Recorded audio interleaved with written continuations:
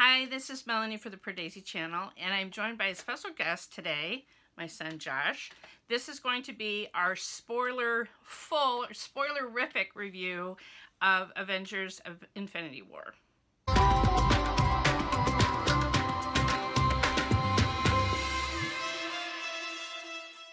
Okay, so I mentioned this in my spoiler-free video with Josh, but in case you didn't watch that one, we're a big Marvel fan and family. In fact, we have props from the original Iron Man movie, Stark Industries, yes. So, we're a big Marvel fan. We've seen all of the films. We try to see them together. Today we saw an IMAX showing in 3D of Avengers Infinity War because we were trying to see as early a show as we could so that we were trying to avoid as many spoilers as we could. So, and that's what I would recommend. If you have not seen the film, do not watch this video because we're going to talk about tons of spoilers. In the link above, watch our spoiler-free review. This one, we're going to go in tons of spoilers, and you really would enjoy the film better if you avoid as many spoilers as you can. Okay, so going into it, as we said in our spoiler-free review, we both did enjoy it. We both said it would be about 4 out of 5. Ish. Yeah. I think because if you've seen the film, then you know there's a cliffhanger ending. And so it puts it more in the realm of like Empire Strikes Back or the middle of the Lord of the Rings films where you, especially the middle of the Lord of the Rings, where you can't really judge it fully until you are going to know the end of the story. The middle of the Lord of the Rings is a better comparison than Star Wars because The Empire Strikes Back is a full movie. And that's true. That is a movie that you can watch on its own. Right. Whereas, like, the Lord of the Rings, The Two Towers, is not really a movie you can watch on its own without the context of the Return of the King that comes after it. I mean, you can, but you shouldn't. Right. And the same way Avengers Infinity War has been sort of sold as this standalone movie by Marvel, and it really isn't. This is really part 1 of 2. Even though they changed the name of the 4th Avengers movie coming out next year from Infinity War Part 2 to Untitled Avengers Sequel. Right. So something like Black Panther, I think, would be a contrast, and that is a completely standalone film. Yeah, I mean, you don't need to see Captain America: Civil War to understand it, even though there is information from that movie that informs Black Panther, and you don't need to see this movie to understand Black Panther. Right. Black Panther exists on its own and is very contained. Right, and it's I think Black Panther is the kind of film that is going to be a classic. I believe it already is a classic. Yeah, instant classic. It's an instant classic. It's something that I think is appealing to even a casual fan, that you don't have to know 10 years of movie history to enjoy it. Which you absolutely do need to have basically all 10 years of Marvel movie history under your belt to really appreciate this film. I mean, this is definitely one for the fanboys where there's so many little moments. I mean, there was things that I didn't rewatch all 10 of the films. I didn't rewatch any of them. I just knew them. He just knew them. Okay, so I didn't rewatch any of the films, and so the one where we mentioned this spoiler-free that there was a cameo of a particular character that I frankly had completely forgotten, and that was Hugh Weaving as... Actually, I don't think it was Hugo Weaving. You don't think it was Hugo Weaving? I don't think they actually got him back, weirdly enough. It sort of sounded like him. I was looking at the credits, and someone else was credited as the Red Skull. Oh, really? So they got somebody imitating Hugo Weaving's voice? Well, I guess. I mean, they didn't have the full body, obviously, and it was never actually Hugo Weaving's face. It was just the Red Skull face. So if you didn't remember what that was, Josh illuminated me after the film and reminded me of what had happened to that character. So at the end of Captain America: The First Avenger, the first Captain America movie, when Cap and the Red Skull, who is the other guy who had the super soldier serum and is the head of Hydra and is the big bad of that film and super Nazi, they're like fighting over the Tesseract, and the Tesseract essentially opens up a rift in space, and the Red Skull falls through it into the Netherverse or wherever. Right, and so we've never seen him again. We haven't seen him since at all. Right, until this moment. And then when Thanos is going to the planet or the universe or whatever that has the Soul Stone. That has the Soul Stone, that's where he encounters him. And it's like, I mean, it's sort of implied that he is like a ghost or a soul or something that is... Like he's been enslaved by the Soul Stone or something. Right. Really, like, essentially, it makes no sense. There is no reason it's just cool. for Red Skull to be there. It's just cool. It's just great. It's just like, oh, that's the Red Skull. Oh my god. Yeah, it was just like one of those little Easter egg things that, I mean, Josh was like, oh my god, in the middle of the movie. I'm like, what? And he's whispering to me, and I was like, you'll tell me later. So I think, and I didn't even think about the fact, we were talking over dinner after we made the previous spoiler-free film, and we were talking about characters that were not in the film. And your Ant-Mans or Hawkeyes. Hawkeye is a big one.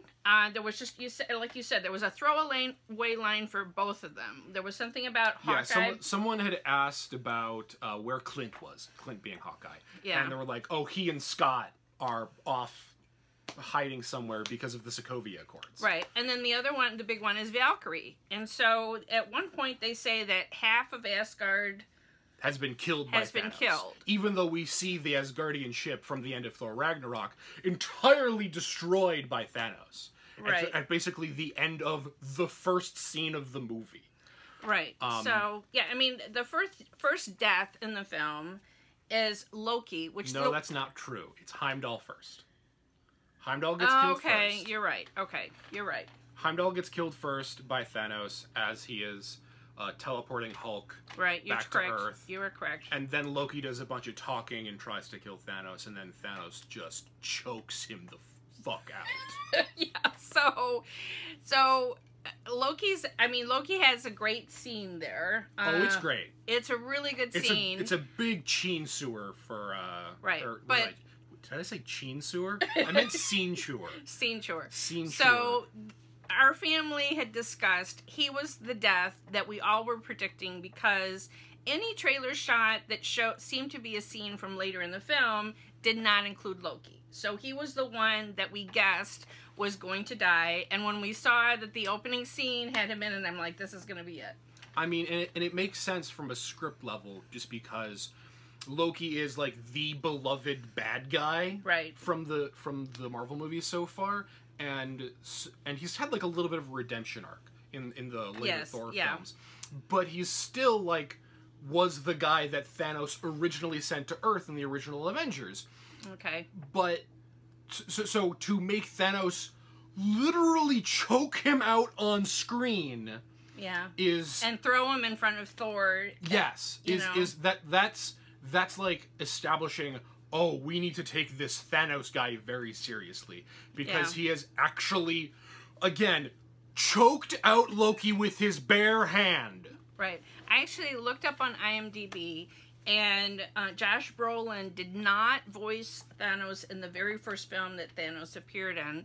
It was somebody whose last name was like Poitier or something. So it was another voice actor. But then I think Josh Brolin has been uncredited in previous films or in credit scenes where Thanos made an appearance. I mean, at the end of Avengers, when Thanos first appears, where there's the Earthlings court death, that scene, that he is credited there. Josh Brolin is credited there, so he's been there basically since the beginning as the guy who is going to play Thanos. And it was awesome. He was so good playing a villain. He was so good. He just, I thought the motion capture, I mean, I wasn't expecting Thanos to have a scene where he cried over the death of his daughter. Like, I didn't know they were going to go there for a scene like that. I just thought, okay, he's just going to be the regular old baddie. And it was very different. I mean, again, this is like what they had to do for the film, because you've got all of these heroes coming in doing all these crazy things, interacting with each other, and there just isn't room for any of them to have an arc. This isn't Captain America Civil War, which is essentially Avengers 2.5, but it's still clearly a Captain America movie because Captain America has the arc of that film.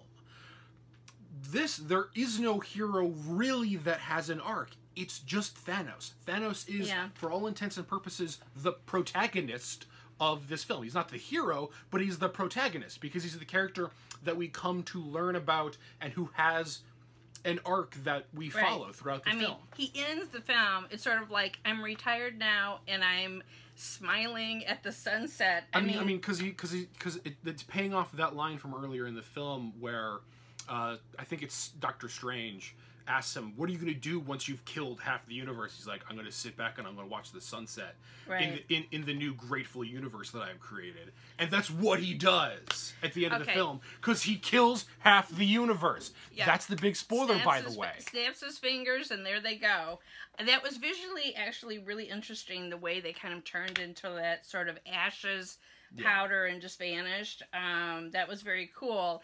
And so that was the surprise, in that certain characters that I thought were going to die, like Tony Stark. Or your Captain Americas. Right, or Captain America. That's who I thought was going to die. And, I mean, it makes sense as... That would also make sense as, like, the emotional pop. Oh, they've killed Iron Man, or they've killed Captain America, the character that we literally care the most about. But they didn't do that.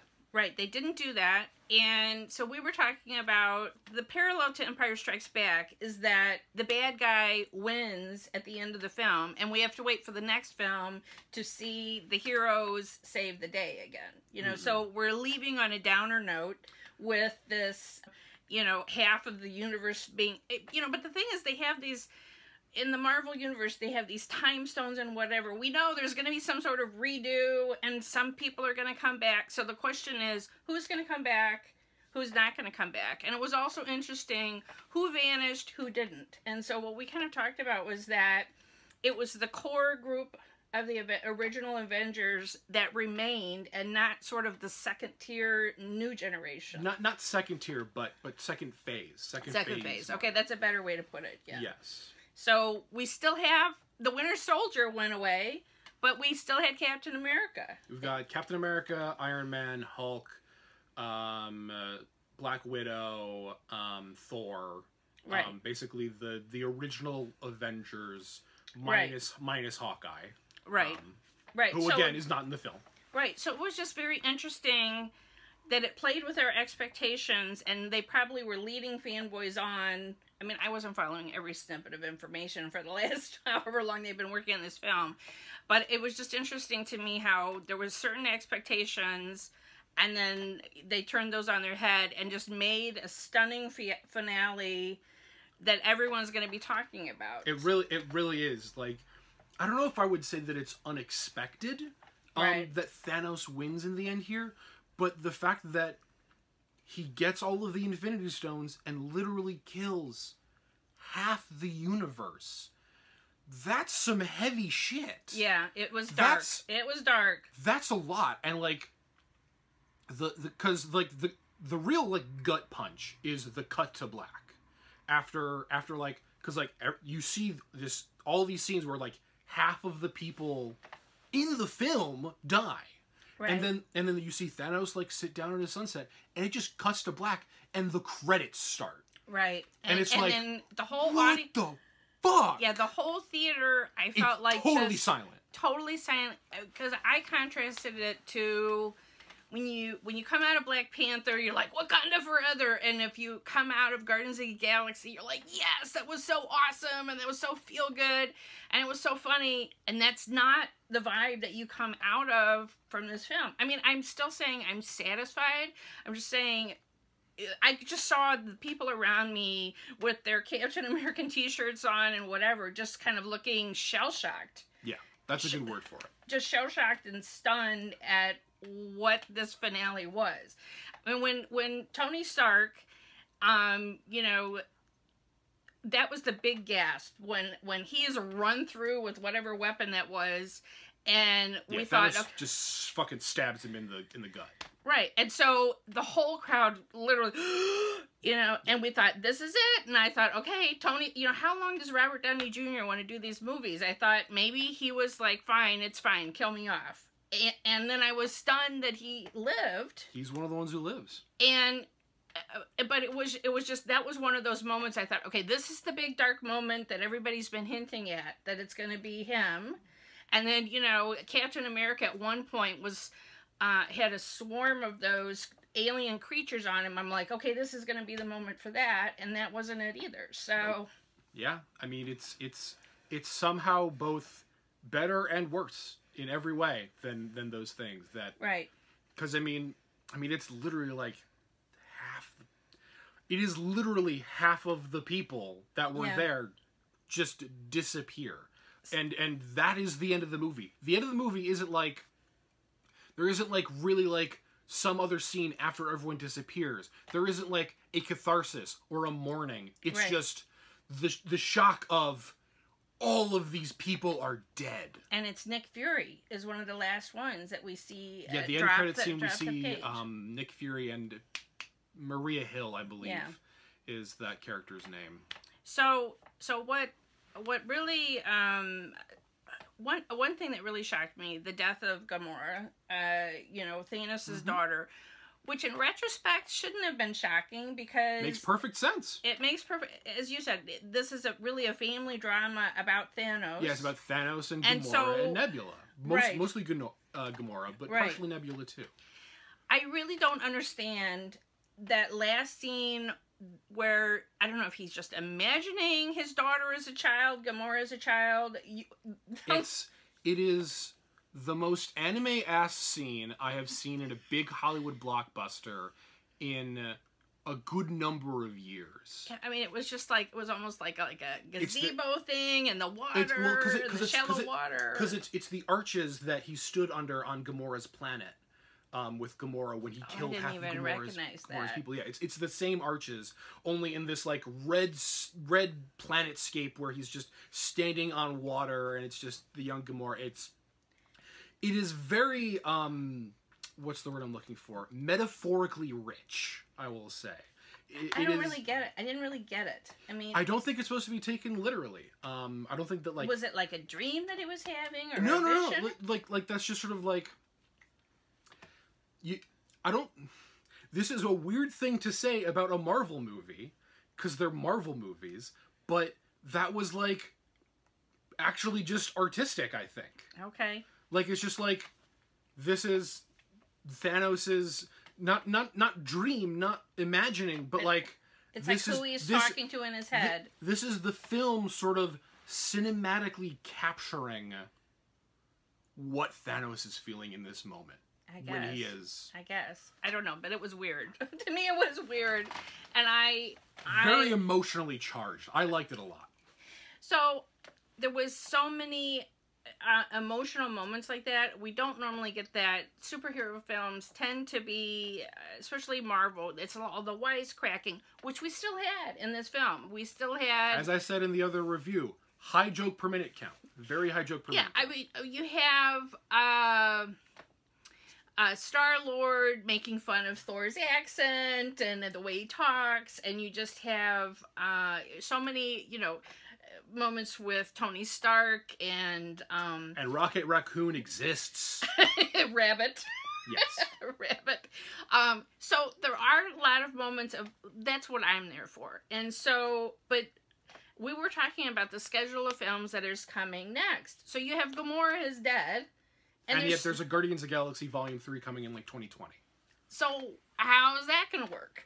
Right? Like, because you could do a Guardians of the Galaxy movie without Gamora, but you shouldn't, in my estimation. I mean, that's the whole heart of it, is the romance between Peter Quill and Gamora, which bizarrely, not bizarrely, I don't think, but like, is one of the things that they pay off in this film. Yes. Is the romantic arc between Peter Quill and Gamora, which works like gangbusters. Yeah, it's all it's that crazy. All that will we, won't we, and then they just really declare their love to each other, and they have all these moments. It was a big payoff. The weird scene where they're on nowhere, and Quill, Star-Lord, is like, has his gun to Gamora because Gamora has made him promise on his mother to kill her if Thanos gets a hold of her, so Thanos won't be able to find the Soul Stone. That scene, like, is really emotionally charged. Yeah. It kind of doesn't work because it goes on just a little bit too long, and you realize that Thanos is going to stop it because Thanos is so insistent. But the scene still, like, has the emotional heft it needs because, honestly, because of the way Chris Pratt is acting in that scene, he really sells it. He totally sells it. And then later when he confronts Thanos and says, "Where is Gamora?" and he's, like, yelling right in his face.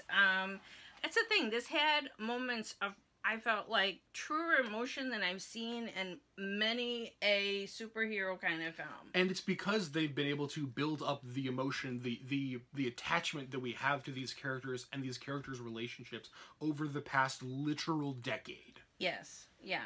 I mean, we have such a relationship with the entire group of characters that, you know, there's, even though we're only getting small story arcs for each individual character, we're getting some payoff. Like you were saying, you didn't think there was enough romance with Vision and Scarlet Witch. But I thought that was a great amount there. They put in a lot of work in this film specifically because, in my estimation, they haven't put that work in any of the other films. Well, I mean, they kind of were like, well, the last 2 years we've been trying to do this. And I know, and let me tell you, those first 2 scenes with Vision and Scarlet Witch, where they're in the hotel room or whatever, and then they're on the street in Scotland, those are both really good scenes for their relationship. And, like, we just needed one of those scenes, like, in a previous movie so we could have stewed on that.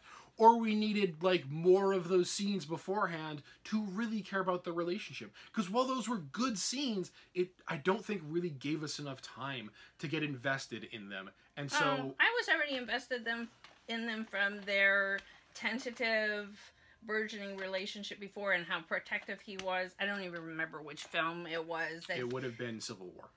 Where she was, like, being, she was being contained, and he was so protective of her. So I think they already did establish some of that. But anyway, there was a lot of payoff, I felt like, to their relationship, and you really felt her agony of, he's just like, it's okay, I'm willing to be sacrificed for the greater good, and you know, here she's been labeled as being just out of control and evil, having been on the evil side, and then here she was having to do, you know, something for the greater good, but, you know, hurting herself personally, what she wanted. So, yeah, I don't know.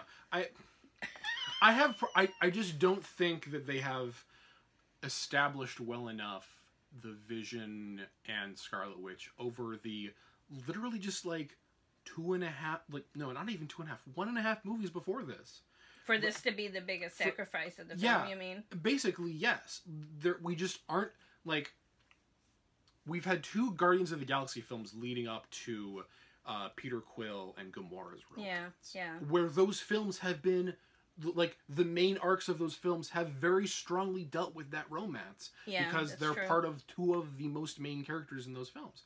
Whereas for Scarlet Witch and Vision, we've had, like, Vision was, like, born at the end of Age of Ultron. And we had basically a couple of the scenes from Captain America Civil War. And honestly, those are some of the weakest scenes from that movie from my recollection. Yeah. Well, what did you think about Thor's kind of arc? I liked it. Thor's like, weirdly, Thor is like the one hero in the film who really kind of does get an arc. Because as we mentioned, this movie is Thanos' movie. Right. Thanos' arc is the arc of the film. But Thor is one of the few heroes who kind of does have an arc within it because he's got this quest to get a Thanos killing weapon. Right. And I really enjoyed it. It's like the scene where Rocket Raccoon fucking talks to Thor about his emotions. And he's kind of trying to hold it together but breaking down at the same time was an amazing scene. Yeah, it was both emotional and comedy at the same time, and it was absolutely. I mean, like, it was so perfect because it's so emotionally charged. Because we've seen Thor and Loki's relationship, and Thor is really broken up about Loki being dead and about all of Asgard being dead, and so, like, you really feel the weight of Thor's emotions, But then Rocket's like, yeah, families, but yeah. But at the same time, Thor is talking about this to a talking raccoon. And the talking raccoon is talking about family issues to the literal god Thor. So there's this underlying absurdity of it. Right. Which, yeah. But I just felt like Christopher Hemsworth played it perfectly. Yeah. I mean, I have come to admire him more and more as an actor. He really showed his comedic chops in Thor Ragnarok. He's absolutely come into his own over the course of the Thor movies. And I felt like he got to do all different kinds of things. He got to do some comedy and like I said, that emotional scene and the emotional scene when he sees Loki die. So he maybe had the most and so Peter Dinklage, I love how they went against type. And he was a dwarf who was actually a giant. Yes. So that was fun, too. Yes. Being the forger of Thor's new weapon, Right. What did he call it? It was an axe. Thunderbreaker? Lightning breaker? Whatever. I don't remember. Okay, I mean, the bottom line for me is, while I am a fan, I'm not the kind of rabid fan that went in with sky-high expectations that were then not met.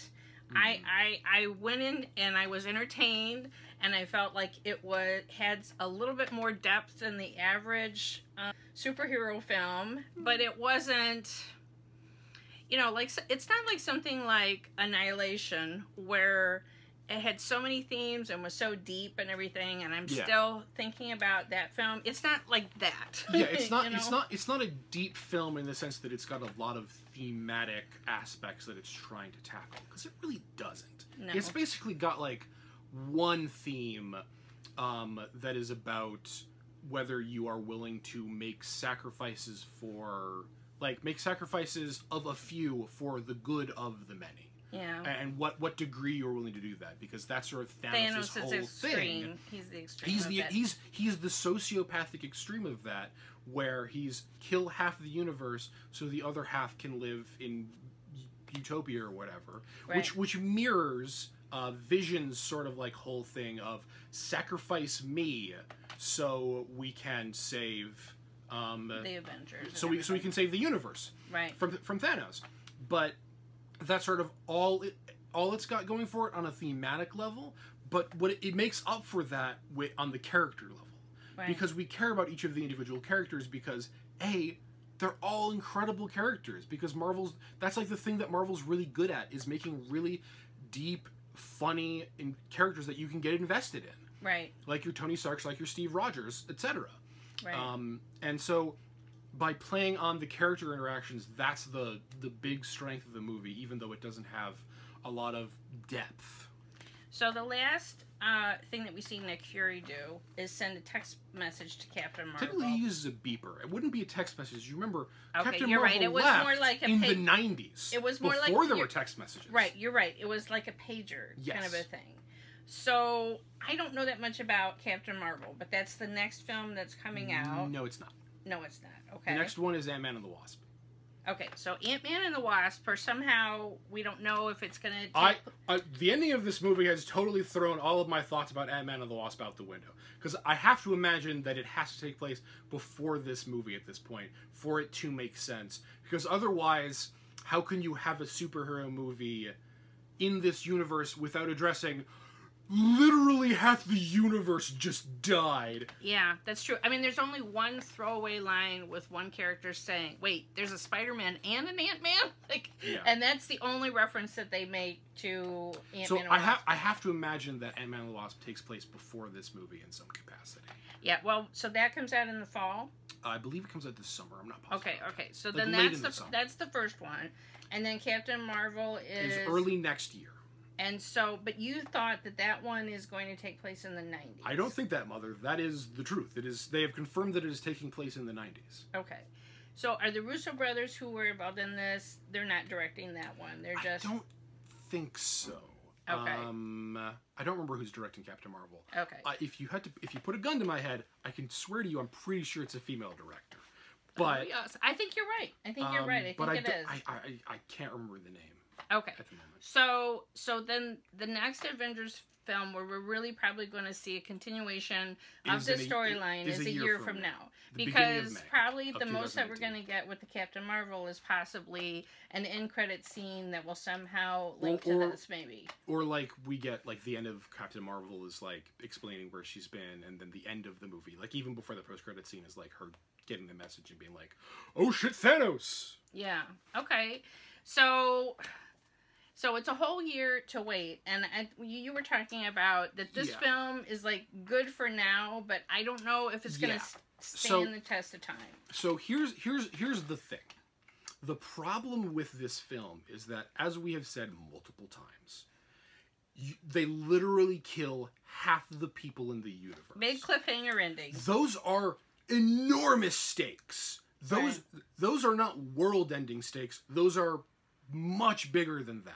Like, they have saved the world before in these Marvel movies, but this is much bigger than that. Yeah, we have Steve Rogers like, I have to get Bucky back. I have to get, each person has their person that they want to get back the most. Yeah. Yeah, but the problem is that the thing that has killed all these people is the same thing that we know. Like, so you have these 6 stones that are unlimitedly powerful. Right. And so we know that they can and will bring back a lot of people. And so the loss from this movie can't be the same kind of loss as if we actually knew that these people were really dead. Because we know that they're not. Right. Like, we know that Spider-Man is not dead. Because Spider-Man has a movie come out in 2019. This is true. And so, we know that T'Challa, the Black Panther, is not dead.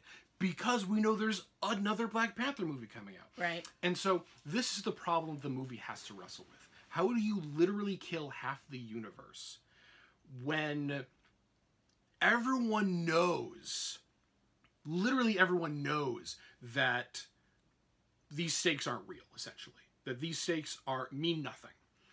And the answer, I think, the movie answers this question in, I think, 2 ways.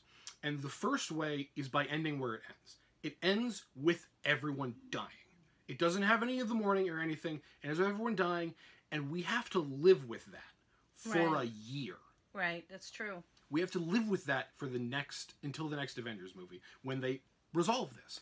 And so, like, even though we know everyone's getting brought back, they're not going to be brought back for at least a year. Yeah. So as we, the public, see it and understand it, they are dead and will be dead for the next year. Right. We have to just have that marinate in our minds and live with that for the next year. Yes, and whether that will end up working or whether we'll all that will lessen the impact over time or not has yet to be seen. But it seems like the intention is that we are going to live with these consequences for a year, and that is how they are making the stakes real, by making us live with that for a year. I mean, also, the other thing was that Doctor Strange says to Tony Stark, of all the future possibilities that he saw, there was only one way for them to win. For them to win. And so this was his plan, obviously, all along. Yeah, he gives that the time stone so easily. So yeah, there's the scene where Thanos. We mentioned the scene where Thanos stabs Tony Stark. Right. And Doctor Strange is like, if you spare Tony Stark's life, I will give you the time stone. Right. And everyone who's sitting there is going, why would Doctor Strange do this? All we have seen Doctor Strange and Tony Stark do up to this point is bicker. They don't like each other. Right. This isn't something that Doctor Strange would do. And if you have a time stone, why wouldn't you do something to like go back or whatever? So we have to know that there is a plan afoot. That this is all according to plan. But but we don't know what Doctor Strange might have told Tony Stark. Yes, I mean, we're left not knowing. And so, like, while the movie works for the next year, while we're waiting for the next one, while everyone's still dead for that year, this movie still has to be good after that year, after we get the conclusion. And so that's the other trick, is if they can get the right execution, where bringing all the people back that they are going to bring back feels earned, feels natural, that's going to decide in the future whether this movie is going to be good or not. Because I would say right now, this movie is pretty good. Because we have to live. Because we have to live with these consequences. But in a year's time, after we've seen the next Avengers movie, will Avengers Infinity War still be a good movie after the conclusion? Right. We don't know. It's a package deal. Yes. As I said, this is not Avengers Infinity War. This is Avengers Infinity War Part 1. Right. As much as Marvel isn't trying to sell it that way, that's what it is. Yeah. And Avengers Infinity War, both Avengers 3 and Avengers 4 are going to hinge on the question of, do they stick the landing? Okay, so do we know any plan beyond this next Avengers film? I mean, for the storyline of all of these characters, are they going to split off into doing like an origin story for the Black Widow and things like that? I mean, do we know? I mean, is that really going to be kind of like a bookend? It's unclear. It's unclear. A lot of people are imagining, and I think they're probably right, that because they're literally going to have to rewrite the entire world to bring back all the people that Thanos killed. In order to do that, they're going to have to retcon a bunch of things. What do you mean? What does that mean? I forget what retcon actually means, but they're essentially going to have to revamp the entire world, and so they may do like a dimension hopping thing that they do from the comics kind of thing. Okay, where like we're in Bizarro world now or something. Where they change everything, and so the actual history of the universe will be in fiction changed. Okay, so this is sounding very Star Trek right now. Like kind of. Like okay, like it's very comic book, and so a lot of people are thinking that might be what's happening, because we know that as we said, the next two films that we're getting are Ant-Man and the Wasp, and then Captain Marvel, and then we're getting Avengers 4. Right. And then after that, I don't remember the exact slate of films or what order they're in, but I know like we're getting another Spider-Man, we're getting another Black Panther, we're getting another Guardians of the Galaxy. Right. Yeah, and so how can you do all these things if they don't resolve all of this next spring? I mean, they've got to figure something out. And so we know that they're going to do that next spring, and so I mean, I will hand it to the Russo brothers, the directors. This is a lot of characters to juggle in one film, and so you have to think about how enormous a job that was to balance all of these characters, because obviously everyone has their favorite. Yeah. And to, not every single character had as many, like Black Widow didn't necessarily have as many moments. Black Widow didn't get to do anything. Basically. Black Widow didn't like she's got a big fight scene with Okoye. She exchanges a glance with Bruce Banner, but other than that, yeah, she's in the fight scenes and whatever, but so, Thor gets more screen time and whatever. Thor gets a bunch of screen time, but the Falcon gets nothing. Yeah, the Falcon gets nothing. He's just kind of there. And I do also love that they continued on with the almost fatherly relationship that Tony Stark has with Peter Parker. I love that. Mm-hmm. And that was a very good decision that they made with Spider-Man: Homecoming. It's definitely paying off for them. Yeah. I love it. It's allowing them to use Peter Parker in these larger films and have it make sense. Right, and he's sort of the stand-in for all kind of young kids, of just... Yeah, I mean, there's the great... like, oh, were you using our fake names? Okay, I'm Spider-Man. I mean, there's the really great scene where Iron Man is like, they've landed on Titan or whatever, or no, they're still on the spaceship, and they've just decided they're going to continue on to Titan, and it like turns to Spider-Man and just like knights him. Yeah, he just kind of goes like this. It's like, you're an Avenger now. You're in the Avengers now, kid. And walks past, and the camera just stays on Tom Holland's face for like 10 seconds as we see the emotions go through his face. And I got to give it to that kid. Yeah, he played that perfectly. He's like the disbelief followed by the, oh, this is a lot of responsibility. Yeah, and I have to take this seriously. And it's. Yeah, it was pitch perfect. I love that relationship, and I wonder if in the next, Tony Stark didn't die, so then the next Spider-Man movie, he could at least have, he might possibly have another little cameo in the next Spider-Man film. I mean, we'll see, because they're obviously gonna bring back a bunch of people in Avengers 4, but I would not say that I would expect everyone to come out of Avengers 4 unscathed. Right. There's been a lot of speculation that Avengers 4 is going to be Chris Evans, Captain America's, last role. Because he's basically said, I'm done after this one. Okay. And so everyone's thinking, oh, this is the one where Captain America is going to die. Well, this is one, that's one reason why people were thinking this might have been the film that he dies, and he doesn't. Instead, it's the Winter Soldier that disappears at the end. So... Yeah. But, you know, I mean, that kind of continues the saga of their friendship and raises the stakes again for Captain America to have something to do in the next film. I mean, that's kind of... I mean, because Captain America does kind of get very little to do in this film, weirdly. Like, he's there a lot. Get him a shield! But he doesn't have a lot of emotional weight to his story. I was really surprised because there's the scene where Captain America and his team sort of land in Wakanda. Yeah. And he's reunited with Bucky, and they're just like... Hey man, gives him a hug, and that's kind of it. Right, which is true. Which felt very weird in the moment. It's like, that's all. Well, after he spent all of Civil War chasing after this man, who is his one true love. Yeah. So I mean, it was revisiting Wakanda, though. I mean, there wasn't enough time to just revel in that. Yeah. That was such a great moment of, you know, well, I know a place we can go, and they go to Wakanda, and I mean, I just love revisiting all those characters again, even though we didn't get that much, but it still was awesome. Yeah, I mean, I don't know how many like reshoots they did, if any, after Black Panther came out, but they like really weirdly absolutely hit all of the favorite characters from Black Panther. Yeah. They hit M'Baku, they hit Shuri, they hit Okoye. Yeah. The only one they didn't hit basically was like Nakia was the only one who was notably missing. Right. Oh, that's true. That's true.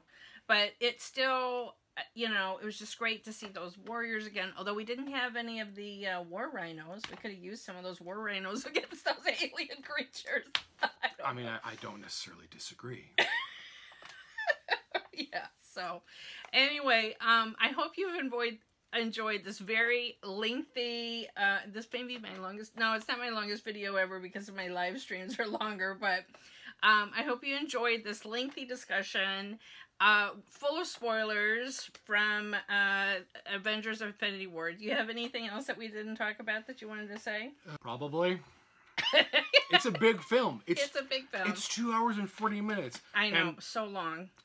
I mean, that is something to talk about. Like, the pacing is, like, off in some places. Like, it's a very long film, and so it's basically inevitable that at some point it's going to feel like it's dragging a little bit, even if the pacing kind of isn't dragging. No, because it's so long.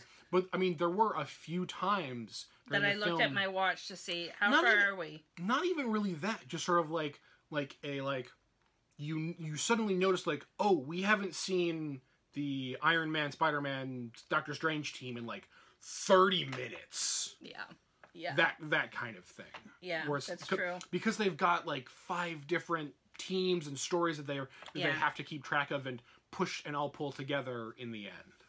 It gave me an appreciation, like, even the Star Wars movies where they have lots of little side stories can't even compare to how many balls these Russo brothers are trying to juggle and keep going in this movie. Yeah, because, I mean, in like, Star Wars, you've got, like, your A plot, which is Rey, just use The Last Jedi as an example. You've got Rey training with Luke. You've got a B plot with Poe and the Resistance running away. You've got a C plot with Finn and, what's her name? Yeah. I feel so bad. She's so bad too. Yeah. She's so great. She's so awesome. Yeah. But you've got the C plot. But in Infinity War, you've got like the A plot with Thanos, and then you've got like 4 B plots. At least. Because you've got and they split up and mix and match along the way, because you've got Stephen Strange and Iron Man and Peter Parker and them being in New York and then getting on the spaceship. Right. You've got the Guardians of the Galaxy meeting up with Thor, and then they split up into the Guardians going to nowhere to try to get the Reality Stone, and Thor going with Rocket Raccoon and Groot to the dwarf world. Right. And then you've got Gamora and her sister. That little storyline with Thanos. I mean, once they get the realities, once Thanos gets the Reality Stone, they break up even further, and then you've got Vision and Scarlet Witch meet up with Captain America and his team, and they're like moving to Wakanda and doing the thing with the Vision and everything. I know. Yeah. I mean, it's just constantly breaking apart, coming together in different combinations, and it's just a lot of balls to juggle. So I do have to hand it to them. It was a lot, and it was still entertaining, and while there might have been some moments that lagged, yeah, I mean, I don't know if this is one that I'm going to want to see over and over and over again. I mean, maybe it's the kind of thing that there was things that I missed. I don't know. How do you feel? Is it something that you would want to see multiple times? Not on its own. We'll see. This is definitely going to be like in a MCU rewatch where you're watching all through the films. You're not going to skip this one the same way you might skip the Incredible Hulk. But at the same time, you have the kind of thing where it's going to, as I said before, it's very much going to depend on how Avengers 4 shakes out. Yeah. Which will depend on whether this becomes like I have to rewatch this so I can rewatch Avengers 4 over and over again. Right. With the two of them, or whether right. It's the going same to be way that you watch. You don't just watch the last Lord of the Rings. You watch all three of them. Yeah. You know, and you watch the extended editions. Right. Yeah. You watch the extended, but namathon. All right. I hope you enjoyed it. Follow us on Twitter at PardesiYT. Subscribe to the Pardesi channel, where we normally talk about Indian film, or I normally do. And the only Indian film that Josh has ever seen, he's seen two, both Bahubali films. Yeah. And that's it. Which did you enjoy them? Yes. With reservations. With reservations. I have problems with Bahubali too. Why? Because of Antika? Storyline doesn't come back that much, or? I mean, that's part of it. Yeah. Anyway, it's a whole thing. It's a whole thing. So, subscribe to the Pardesi channel, and you'll see, so that you can get notifications of when I have new trailer reactions, film reviews of Indian films, and live streams.